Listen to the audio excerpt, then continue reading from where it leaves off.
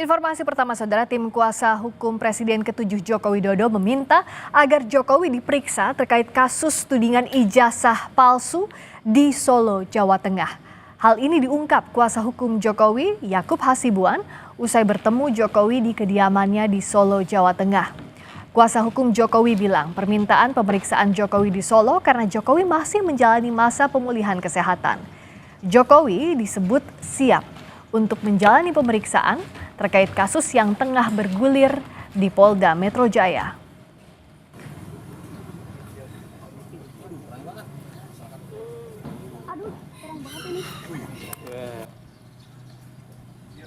Bapak dengan menjawab ya dengan senang hati, ya apapun proses yang memang harus dijalankan tentunya saya hormati. Dan itu kami juga akhirnya memiliki kesimpulan bahwa kami akan coba menanyakan. Dan kami sampaikan juga tadi ke Bapak, kami akan coba sampaikan ke para penyidik jika memang memungkinkan, mungkin pemeriksaannya disamakan seperti saksi yang lain, yaitu di Polres Solo, Polres Surakarta. Nah, mungkin setelah ini kami akan coba komunikasikan. Dan itu kan secara peraturan perundang-undangan teknis penyidikan pun memang dimungkinkan. Saksi ada domisili di mana, diperiksa di kantor kepolisian setempat. Tentunya Pak Jokowi mengatakan ya tentunya kami siap. Jika memang itu sesuai dengan prosedur hukum, tentunya saya menghormati. Sebelumnya, Roy Suryo CS mengajukan surat permintaan gelar perkara khusus ke Polda Metro Jaya. Kuasa hukum Roy Suryo CS bilang belum ada ketetapan hukum terkait keaslian ijazah Jokowi sehingga belum bisa ditingkatkan ke penyidikan. Sebelumnya, Jokowi melaporkan Roy Suryo CS ke Polda Metro Jaya atas dugaan pencemaran nama baik terkait tudingan ijazah palsu April 2025 lalu.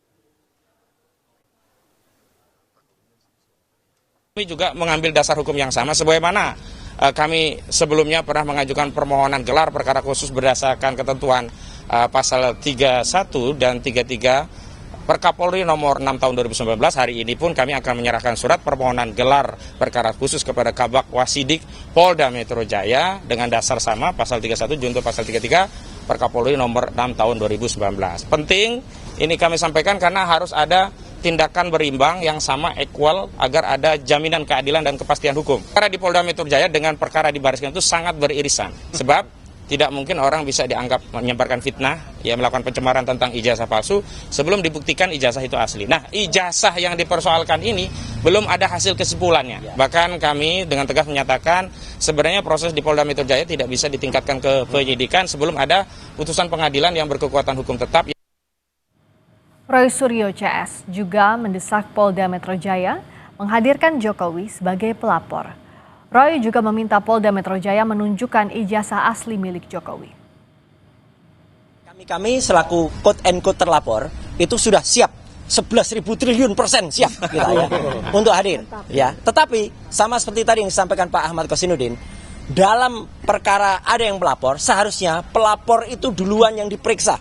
Ya, pelapor itu duluan, urutannya begitu, dalam UHAP urutannya juga begitu. Jadi soal pelapor utama, Saudara JKW tadi ya. Nah, dia harus hadir, termasuk diantaranya permintaan kepada Direkskrim tadi ya, bahwa ijazah asli itu harus dihadirkan.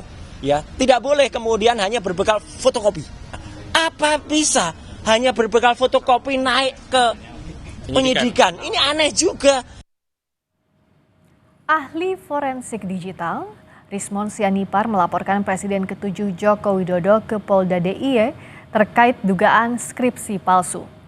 Rektor Universitas Gadjah Mada juga ikut dilaporkan.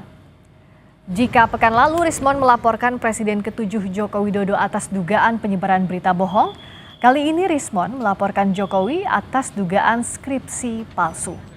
Tak hanya melaporkan Jokowi, Rismon juga turut melaporkan Rektor UGM, Ova Emilia, atas dugaan kasus skripsi palsu.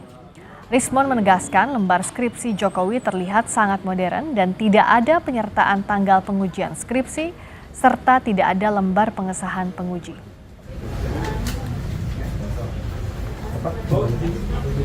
Yang kosong ya atas nama melaporkan lagi saya ya dugaan skripsi palsu ya atas nama Joko Widodo. Jadi yang kita gugat ada 2, Pak. Ya. Joko Widodo dan Rektor UGM Profesor Ova Emilia.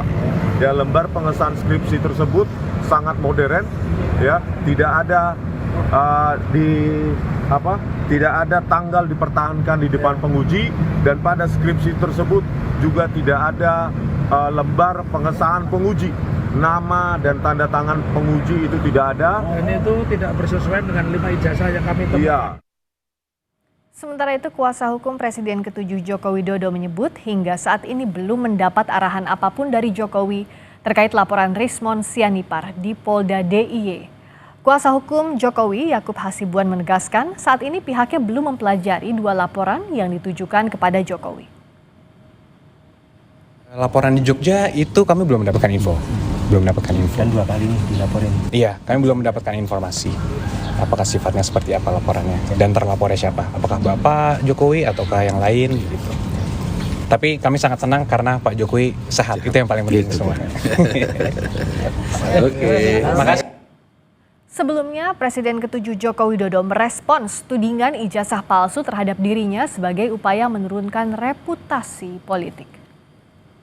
Perasaan politik saya mengatakan ada agenda besar politik untuk menurunkan reputasi politik, untuk mendowngrade yang ya buat saya biasa-biasa aja. Untuk mengetahui rencana pemeriksaan Jokowi di Solo, saat ini kita sudah bergabung dengan jurnalis Kompas TV Widi Nugroho. Widi, apa sebenarnya yang jadi pertimbangan pemeriksaan terhadap Presiden ke-7 Joko Widodo yang rencananya berlangsung pada Rabu besok dilakukan di Solo bukan di Polda Metro Jaya?